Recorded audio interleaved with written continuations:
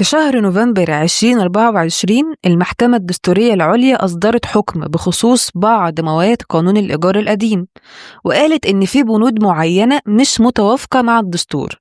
لكن المحكمة ما قالتش إن القانون كله باطل، ولا قالت إن الناس هتمشي من بيوتها، ولا حتى قالت إن الإيجار هيتلغي فورا. هي قالت ببساطة إن النصوص القديمة كانت بتجمد الإيجار لسنين طويلة، محتاجة تعديل علشان تبقى عادلة للطرفين المالك والمستأجر. وده اللي حصل فعلا.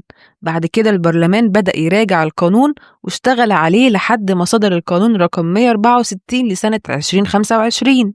القانون ده بقى اللي هو 164 لسنة 2025 هو اللي عمل التوازن بين الطرفين، وضح آليات جديدة لتحديد القيمة الإيجارية للإيجار القديم، وقسم المناطق حسب الكثافة السكانية، مناطق متميزة ومتوسطة واقتصادية، وميز بين الوحدات السكنية والمحلات التجارية، وكمان وضح كيفية احتساب الزيادة في الإيجار.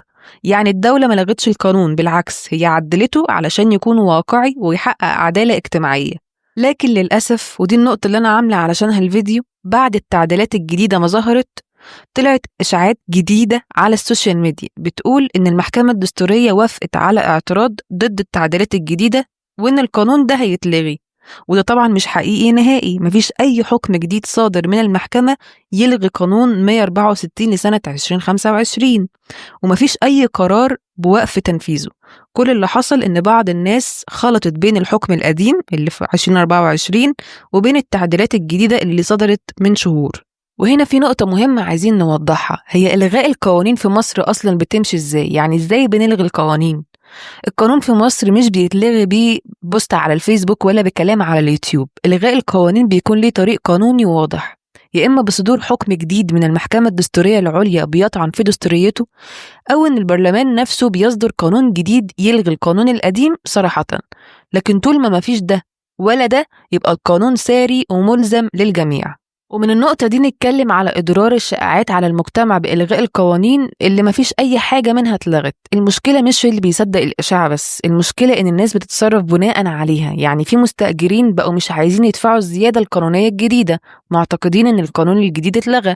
في ملاك بقوا قلقانين وبدأوا يرفعوا قضايا ملهاش أساس، وده كله بسبب فيديوهات أو بوستات بتتكلم عن غير مصدر رسمي ولا فهم قانوني. ونصيحة، أي معلومة قانونية لازم تكون عارفها من مصدرها الرسمي، زي مثلا بوابة مجلس الوزراء، موقع وزارة العدل، أو الجريدة الرسمية اللي بيتنشر فيها القوانين بعد التصديق عليها من رئيس الجمهورية. لكن صفحات الفيسبوك أو فيديوهات بتقول مصدر موثوق بيأكد، دي مش أدلة قانونية، وممكن تضيع حقك من غير ما تحس. في النهاية، قبل ما نشارك أي خبر أو نصدق أي بشرة على السوشيال ميديا، نسأل نفسنا سؤال بسيط: فين المصدر؟ لو فعلا القانون اتلغى أكيد هنشوفه في الجريدة الرسمية أو على موقع مجلس الوزراء، غير كده يبقى إشاعة.